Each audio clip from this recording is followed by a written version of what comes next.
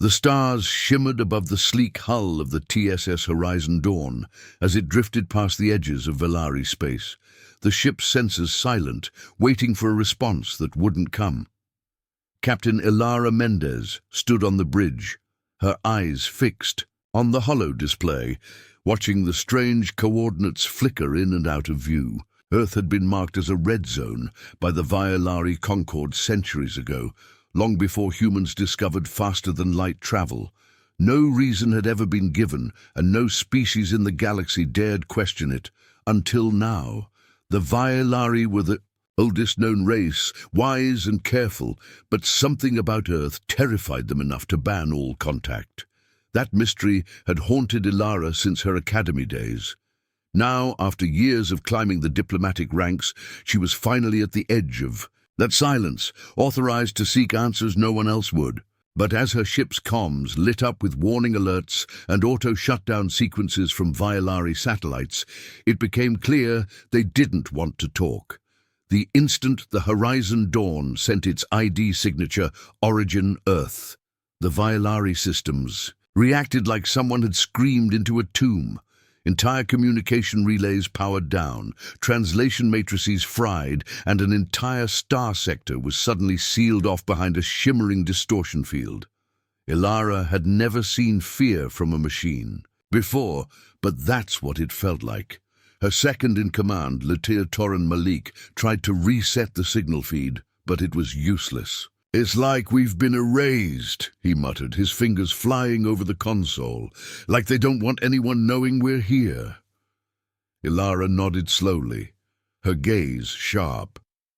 That was when the ship's proximity sensors picked up something strange, an object drifting just outside the asteroid belt near Mars' orbit.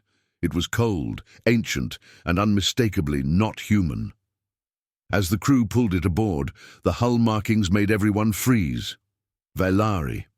The probe was old, thousands of years old, and yet it came alive the moment it touched Terran air, humming with deep, resonant pulses. What was stranger was that it didn't transmit in any known galactic language. It spoke something earthborn, something forgotten. After running scans, the ship's linguist, Dr. Halliwell, confirmed it. The symbols were in ancient Sumerian. The language hadn't been used on Earth in over 4,000 years. "This is impossible," she whispered, flipping through ancient texts. "There's no way a Violari machine would even know this existed, let alone use it as a primary communication method." The probe began to repeat a series of phrases, low and rhythmic, almost like a chant. One line kept coming back. "The garden was abandoned, the seed grew teeth." No one could explain it. Ilara ordered the probe to be locked in the lower lab, while they sorted through its transmissions, but something about the machine disturbed the crew. That night, 2 engineers quit their posts, complaining of vivid dreams and strange whispers near the hull. Others started forgetting where they were, mistaking parts of the ship for ancient cities they'd never seen. A junior officer panicked in the mess hall, swearing he'd seen a Sumerian ziggurat rise behind Jupiter before it vanished in a blink.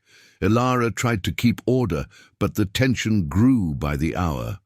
The probe had only said a few things, but those words were enough to crack their confidence.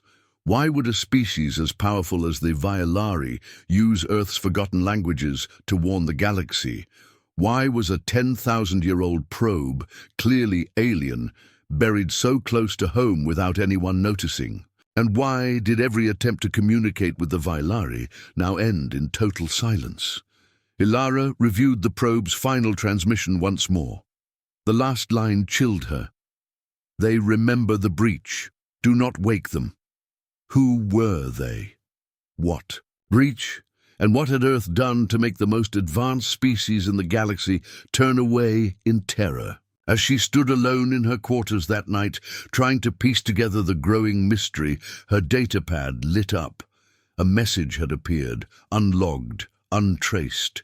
It wasn't text, it was a sound, a slow, dragging whisper that seemed to come from inside her own thoughts. She froze, her breath catching in her throat. She understood it without knowing how. The voice wasn't Vailari, and it wasn't human either. It simply said, "You should not have come." Captain Ilara Mendez stared at the glowing symbols on the screen in the dim control room of the Horizon Dawn, her mind racing as the same ancient Sumerian phrase repeated from the Vailari probe, now locked deep within the ship's reinforced. "Lab, they remember the breach. Do not wake them." Ever since they had brought the probe aboard, strange things had started happening.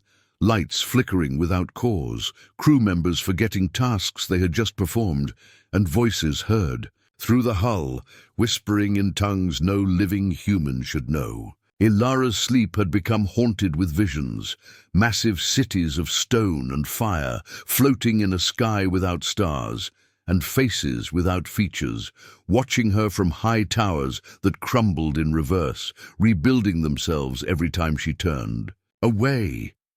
Dr. Halliwell had spent every hour trying to decode the probe's full message, and now she stood trembling beside Ilara with a look of pale fear. "Captain," she whispered, "this isn't just a warning. It's a record of the first contact the Vailari ever made with Earth." Ilara's eyes widened. "What do you mean? They've never officially contacted us. Their archives don't mention humans at all." Halliwell nodded slowly, lips tight. "That's what they want everyone to believe, but this probe, it was left here on purpose thousands of years ago. The language is no accident. They visited Earth when humans still lived in mud cities.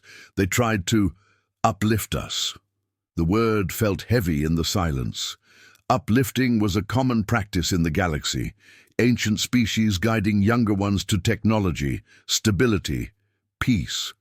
But Halliwell shook her head before Ilara could speak. "This uplift went wrong, horribly wrong. They call it the first breach, and from what the message says, they stopped all contact not just with Earth, but with this entire sector. It scared them. Whatever happened scared them enough to lie about it for 10,000 years. The room felt colder, as if something old had taken notice. Malik entered the room, his expression grim.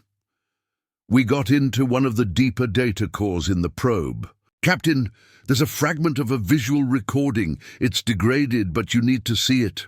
They followed him to the lab, where the probe sat humming softly like it was waiting. On the display, a flickering image played. Not Earth as it is now, but Earth as it was, lush, wild, untouched. Vailari ships hung above ancient deserts, and tall, elegant figures walked among early humans, glowing with strange light. The humans bowed at first, then stood. Then something changed. Their eyes, the way they moved. The Vailari grew still in the image, hesitant.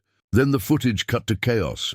Vailari running, strange energies swirling from human hands, cities exploding upward like fast-growing tumors of metal and bone, and finally, a black shape, immense and shifting, rising from the earth and reaching toward the sky. The recording ended there. Ilara's voice was barely a whisper. "What did we become?" Halliwell responded, voice shaking. "I don't know. But the Vailari were afraid we would become it again. They didn't just abandon Earth. They tried to hide us from the galaxy. They sealed the breach and hoped time would erase it." The ship shuddered as if in response, and alarms blared from the bridge. An energy spike had been detected near the sun. When Ilara and her team reached the control deck, a strange object had appeared in solar orbit. Not a ship, a gate, Vailari design, but far older than anything in use now. It began to activate, and a signal was transmitted directly into the ship's systems, not to any comms panel, but into the ship's memory core, like it was speaking to the ship itself. Malik's hands flew over the console, trying to stop it, but it was too late. The screens lit up with a single line of text. "Chrono-reactive intelligence confirmed. Event loop begins." Time on the bridge seemed to bend. Elara blinked, and suddenly she was standing in a desert, her hands covered in sand, the sky above burning orange. She turned and saw a towering stone gate behind her, and a man, tall with dark eyes like endless wells, watching her. He spoke in Sumerian, but she understood every word. "You are not the first to stand here. You are not the last. They tried to stop the pattern, but you dreamed too loudly." She gasped, reaching out, but then she was back on the bridge, heartbeat racing, the gate now dark, the message gone. "Captain," Malik said, voice low, "we've just received a deep space ping from a Valari listening post. They sent one word: evacuate."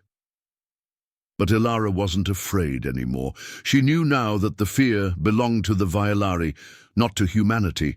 The probe, the gate, the warnings, none of it was a threat.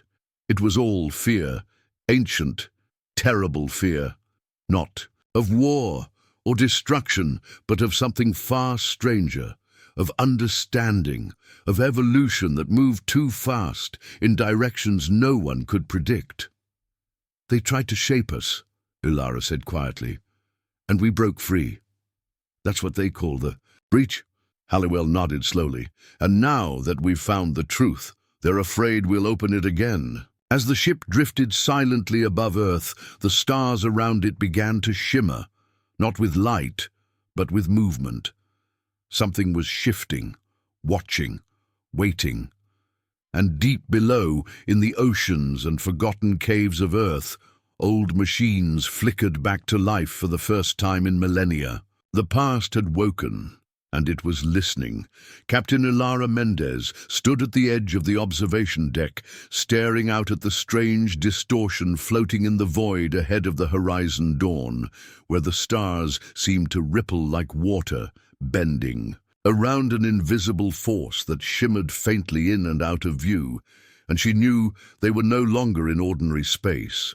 This was a fold, a tier in reality, and it had opened without warning right after the Vailari signal disappeared, as if something had pulled the ship toward it, and despite all logic and protest from her crew, Elara had ordered them closer, driven by a feeling she couldn't explain.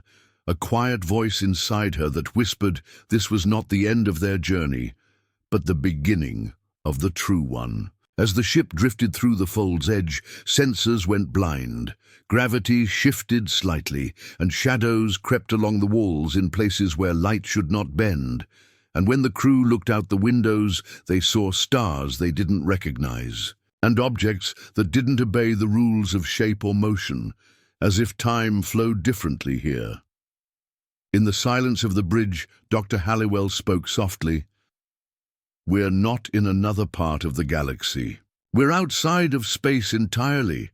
And before Elara could reply, the ship shook as if something massive had passed nearby, though nothing could be seen on scanners. And then a single word echoed through the ship's comm system, not from outside, but from inside the ship itself, spoken in every known language at once. "Observe." Suddenly the bridge dimmed, and the crew froze, eyes wide, not out of fear, but because they were seeing something impossible. A figure appeared at the center of the command deck, not a hologram, not flesh, but something in between, shifting and flickering like it existed in many forms at once, its body cloaked in dark folds of light and shadow, and though it had no face, Elara felt it watching her. It spoke again, not with sound, but with thought, and the voice was ancient, calm, and terrible. "You are the echo. You are the pattern returned. We are the fold watchers." Elara could barely breathe as images filled her mind, flashes of Earth's history not as it was, but as it might have been, timelines twisted and broken, humans flying before they walked, burning stars with their minds, becoming things beyond understanding, only to vanish, reset, and rise again. The Watcher continued, "They feared what you would become. They tried to erase your memory, break your growth, bury your first awakening beneath stone and silence." Elara asked what they meant, her voice shaking, and the watcher extended a long, shifting hand toward her, touching her forehead gently, and in an instant she saw it. An ancient city beneath the sea, full of machines that hummed with living. Your thoughts, humans with glowing eyes building towers that bent time, and above them the Vailari, watching with awe, turned to horror as they realized humanity had grown beyond their control, not with their help, but through some spark they couldn't explain. "You were the first," the Watcher said, "the first to see the folds, the first to reach beyond the line of time, and you did not stop when we warned you, because you were born from chaos, not design." Ilara staggered back, her mind burning. With the weight of knowledge, and the image vanished, leaving only the stars and the broken stillness of the ship. Malik shouted from the console that another fold had opened behind them, and this one was closing fast, trapping them inside if they didn't move. But Ilara held up her hand and said no. They would stay, because answers were more important than escape. The Fold Watcher returned once more, this time bringing others, not many, just enough to fill the room with the cold presence of ancient awareness. And one of them showed Ilara a scene, millions of years ago, a meeting of elder races, the Vailari. Among them, arguing over a small blue planet that had begun to distort nearby space with nothing but thought and dream. "They chose silence," the Watcher said. "But you did not forget. Your kind dreamed beyond what was allowed, and now you begin again." At that moment, alarms rang again. Multiple starships approaching, Vailari design, massive and armed, slipping into the fold with weapons ready. The Watchers turned toward them, and for the first time, Ilara saw something close to sadness in their form. They still fear. They bring fire to erase their mistake. But before she could issue a command or warn her crew, the first Vailari ship simply vanished, not destroyed, not exploded, just gone, as if it had never existed. The others followed one by one, without sound, without light, erased from the fold and from time.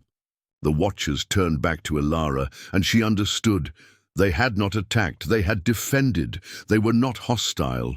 They were guardians of the truth that had been buried, protectors of the lost path humanity had once walked. "You are there, descendants," the Watcher said, "but you are more than they ever feared.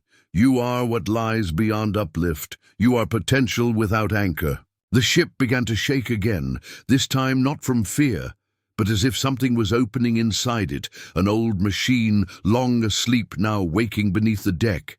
And in the engine room, a panel no one had ever noticed before slid open, revealing a crystal sphere pulsing with soft blue light, and Halliwell gasped, saying it wasn't human or Vailari. It was something else, something older. "A gift left behind," the Watcher said, "from those who tried to stop the fold from closing forever." Ilara reached out, touching the sphere, and for one heartbeat, she saw everything, every possible future of Earth, every war, every peace, every choice made and unmade, and at the center of it all was a single truth. Humanity was not just surviving, it was becoming. The Fold Watchers bowed their heads, and then, as silently as they had come, they faded back into the folds of space, leaving only whispers and stars behind. The rip in reality began to close, gently this time, like a door not locked but left slightly ajar, and the horizon dawn drifted back into known space, changed forever. No one spoke for a long time, each crew member lost in thought, knowing that they had not just witnessed history, they had remembered it. Ilara looked down at the crystal sphere in her hand, feeling it pulse with quiet warmth, and she knew the Watchers were still out there, in the folds between stars, watching, waiting, and perhaps even hoping. The galaxy would never be the same, and Earth, forgotten, ignored, feared, was no longer a mystery. It was a key, a seed, and it had begun to grow again, deep within the quiet dark of the horizon dawn. where the stars outside pulsed like slow heartbeats. Captain Ilara Mendez sat alone in the strategy room, staring at the crystal sphere, now locked inside a sealed containment case, its soft blue glow casting long shadows across the walls. And though it looked peaceful, she knew it held truths that were no longer buried, truths the Vailari had spent thousands of years trying to erase, and now that they had surfaced, the galaxy would come looking for answers or for ways to silence them again. The fold had closed behind the ship like a breath held too long, and the Fold Watchers had vanished without a trace. But their message had remained, burned into every screen, every backup system on the ship. Project Oblivion has failed. No one knew what Project Oblivion was, not even Dr. Halliwell, who had searched every record, every whisper in ancient Vailari texts, until she finally found a name mentioned only once, in a dead dialect of the pre-Vailari archive. It was a shadow plan, not written into lore or shared among their people, but spoken of in fear and secrecy, designed not to fight wars or create peace, but to erase mistakes so completely that no memory of them remained. Malik said nothing at first, but when he finally spoke, his voice was hollow. "It was about Earth," he said, "about us." The Vailari had once believed in guiding younger species, but after their contact with early humans went wrong, something changed. Project Oblivion was their answer, a hidden order to scrub all signs of Earth's early power, to seal the planet, cut it off from galactic knowledge, and wait for time to wear away what they couldn't destroy. Ilara realized then that humanity's long isolation had not been natural or random. It had been carefully controlled, history bent and broken to keep Earth asleep. But now, with the appearance of the Fold Watchers, the truth had slipped through. Their fingers and the ancient powers that built Oblivion were stirring once more. Days passed in silence as the crew waited for a sign, and then it came, not as an attack, but as a summons. A Vailari diplomatic ship appeared at the edge of the solar system, unarmed and glowing with white signal lights, requesting a private meeting with Captain Mendez. Against all warnings, Ilara agreed and took a shuttle to meet them aboard a station orbiting Neptune, an old outpost long thought abandoned, and there she met Councillor Virel, a tall, silver-eyed Vailari who spoke with the calm weight of someone used to silence. "You've found the sphere," he said, not asking but stating as if the future had already been calculated. Ilara said yes, and that she had also met the Fold Watchers. For a moment Virel didn't speak, then he turned toward the window, looking at the blue haze of Neptune below. "We tried to erase you," he said, "not because we hated you, but because we feared you would become what we saw in the breach, a race untethered by time, by order, by limits." He explained that the Vailari had created Project Oblivion after witnessing the first human city rise and fall in a single day, powered by thought, emotion, and something far stranger, an ability to reshape reality through dream. "We called it the spiral spark," he whispered.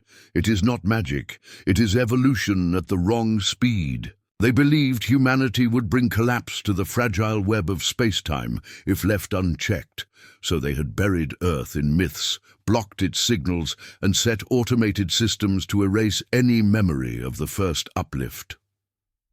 But something had gone wrong. The Fold Watchers were not Vailari or any known race. They were the result of humanity's first awakening, echoes of what might have been, trapped between folds of space when Oblivion was first activated, and they had waited, not to punish but to observe. Ilara asked him why he had come now, and his answer made her heart pound. "Because the sphere is waking," he said, "and when it does, Project Oblivion will activate its final stage." That final stage was not just secrecy or silence, it was collapse. A timed system buried on Earth itself, hidden deep within. Its oceans, tied to old machines the Vailari had left behind, built to sever Earth from reality if its spark ever returned. It would fold the planet out of existence and rewrite the records again. You must destroy the sphere, Varel said coldly, before the code completes. But Ilara shook her head. She had seen too much. She knew too much. Humanity had never asked for this gift, never sought the spark. It had simply been part of them, something born in the blood, the mind, the dreams passed through generations. The sphere was not a weapon, it was a memory, a link to the path they had once begun. Back on the horizon dawn, Malik and Halliwell had tracked a signal pulsing from the sphere, a countdown hidden inside the light, leading to an ancient structure. Buried beneath the Atlantic Ocean, something the old texts called the Anchor. Ilara returned to Earth and led a dive mission using deep-sea drones, and what they found changed everything. Beneath miles of rock and water stood a black monolith covered in Vailari symbols and human carvings, swirling in and out of phase, like it didn't fully exist in the present. The sphere resonated with it, glowing brighter as they drew close. Halliwell said it wasn't just a device, it was a lock, and the sphere was the key. If we connect them, Malik said, we don't destroy the planet. We wake it. As the countdown neared zero, the Vailari fleet appeared above Earth. Not to fight, but to watch. Varel had warned them, but he wouldn't interfere. You choose your path now, he said. But understand this, if you awaken the spark, the galaxy will never see you the same way again. Ilara stood before the monolith, as the sphere hovered in the air above it, spinning faster, its glow pulsing like a heartbeat. She thought of everything, the lies, the silence, the watchers in the folds, the erased cities, the dreams that haunted her crew.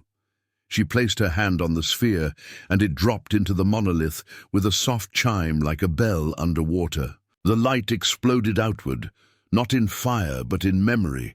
The sea trembled, the sky shimmered. All across the earth, people stopped and looked up, suddenly remembering things they had never known, fragments of past lives, voices in languages no longer spoken, dreams of cities in the sky, and stars that whispered names long forgotten. In the quiet that followed, the countdown ended, not in destruction, but in stillness. The monolith melted into the sea, leaving only light behind. The sphere had completed the loop, Project Oblivion was broken, and across the galaxy, ancient machines paused, recalculated, and began to rewrite history, not to erase, but to restore. Humanity had not become what the Vailari feared. It had remembered what it was always meant to be, and the Fold Watchers, far away in the space between, smiled without faces and turned their gaze toward the stars once more. The world had changed, but few people understood just how much, and as Captain Ilara Mendez stood at the command center of the Horizon Dawn, watching Earth glow faintly from orbit, she knew that the moment they had dropped the sphere into the anchor beneath the Atlantic, a quiet but permanent shift had taken place. Not just in Earth's energy, but in the way reality itself reacted to human thought, as though something locked deep in time had opened again and was now watching them from behind the fabric of space. And while most of the population felt only strange dreams or odd lights in the sky, Ilara and her crew saw more, felt more, because they had touched the fold, seen the Watchers, and now they could not unsee the truth. The sphere had vanished inside the monolith, but its pulse continued across frequencies, spreading outward through deep space currents and ancient relays forgotten even by the Vailari, and soon after, old alien listening stations in distant parts of the galaxy began to wake from long slumber, sending out signals in forgotten codes, as if responding to a presence they had once been told was gone forever. Dr. Halliwell's scans showed reality itself, bending gently around Earth, like space, was no longer treating the planet as a simple object, but as a node, something vital, something central, and that terrified the galactic powers, especially the Eldraun and the Chris's, who saw the change as a threat to balance, while the Velari watched in silence, unwilling to speak of what they feared most: the reversal point. Malik found it first in a translated document pulled from an old Vailari relic, now active again after the sphere's pulse.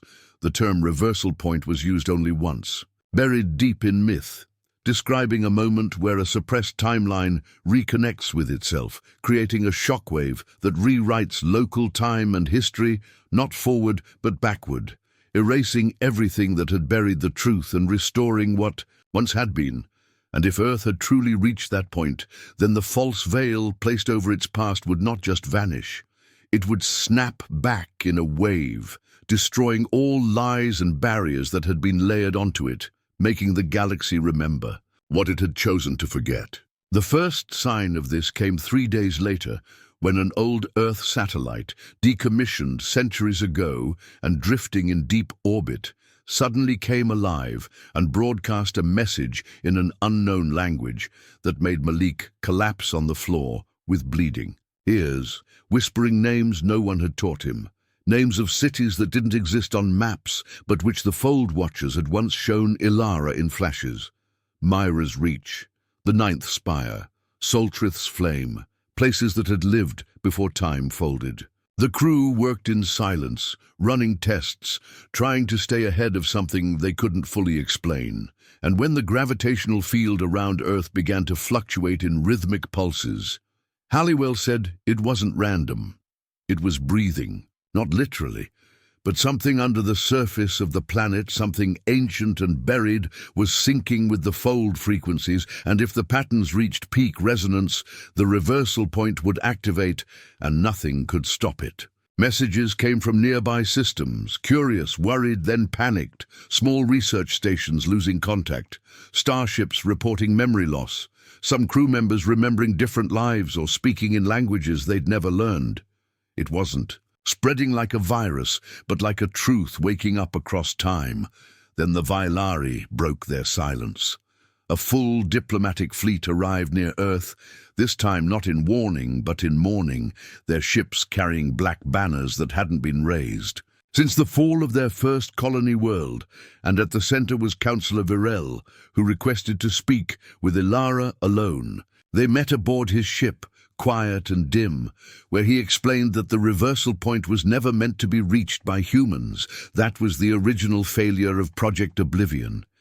It had delayed the truth, hidden it, but the Fold Watchers were never truly defeated. They were survivors of the first spark, living echoes from when humanity first broke reality open, and now their echo was louder than ever. If the reversal completes, Virel said slowly, the galaxy will change.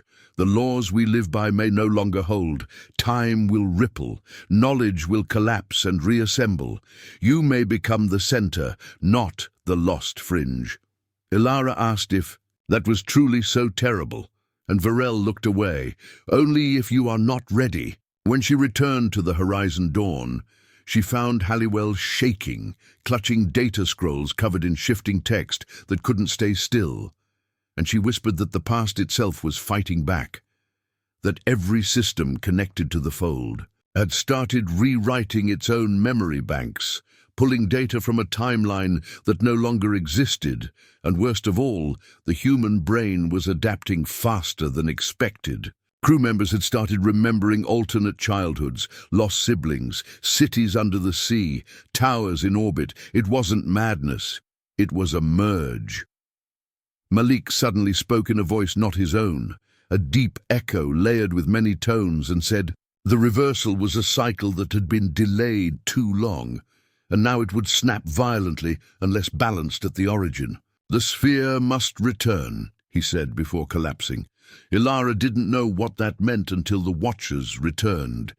They didn't appear in the Fold this time, but aboard the Horizon Dawn, flickering in and out of light, more stable now, more present, as if Earth's awakening gave them strength. One stepped forward and spoke directly to her. The reversal point was not made for your enemies. It was made for you, but it must be chosen. Ilara asked how, and the watcher reached toward her chest. Not to harm, but to reveal, and from her uniform, without being touched, the sphere rose again, glowing blue with streaks of silver now, no longer just a key, but a living memory core. "You must return this to the origin pulse," it said. "Where the first dream became real." The crew traced the signal, following strange waves across the solar system to an anomaly hidden near the moon, a distortion shaped like a doorway, unseen until now, pulsing in time with Earth's breath. They flew the horizon dawn into it, and inside they found not a place but a memory. Earth as it had once been, glowing with cities of crystal and thought, orbiting structures made of sound and light, humans walking alongside entities made of flame and mist, and at the center, a massive structure pulsing with life, surrounded by a field of stardust that sang like a choir. This was the origin pulse, the place where the first spark began, where humans had stepped into the fold, long before the Vailari ever saw them.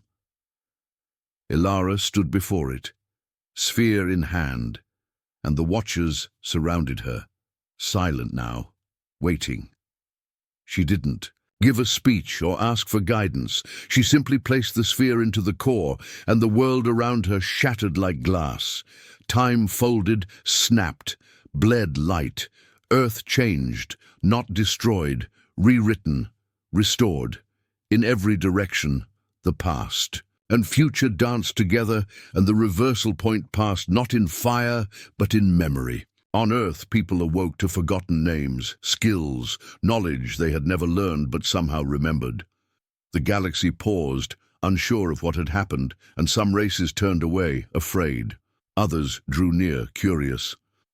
The Vailari said nothing, but for the first time in known history, they lowered their cloaks and exposed their ships to human eyes, an old symbol of respect. Ilara returned to her ship, not as a soldier or a captain, but as something new. Earth was no longer silent. It spoke, and the stars listened. The watchers faded, their task complete. The sphere was gone, but its light remained in every heartbeat of the planet. The reversal had ended, and the truth had begun. All across the stars, silence spread like a wave, not from fear or war, but from awe, as the galaxy held its breath and watched Earth shine in a light it had not known for thousands of years. A glow that was not from cities or machines, but from the truth finally rising without chains. And aboard the Horizon Dawn, Captain Ilara Mendez stood before the viewing glass, as the blue planet below pulsed gently, not like a world turning on its axis, but like something alive and waking for the first time in an age beyond memory. Humanity had changed, not in body, not yet, but in mind, in the deep and hidden places of thought, where dreams had once whispered of forgotten towers and skies filled with wings of glass, and now those dreams were returning as memories. People on Earth began seeing visions in their sleep, but they were not visions of fiction. They were history, lives once lived, pieces of a civilization that had reached the stars before folding itself away in fear of what it had become. The reversal. Point had passed, and now every day brought new pieces of the past rising like broken islands from a sea of amnesia. In schools, children spoke words no teacher could explain, languages older than recorded time, and around the world, ancient structures hidden beneath oceans, ice and forest began to hum and glow with energy, as if they had waited for this moment, guarded by silence, buried by design. Dr. Halliwell worked day and night trying to catalogue the changes, but she soon admitted that it was no longer science.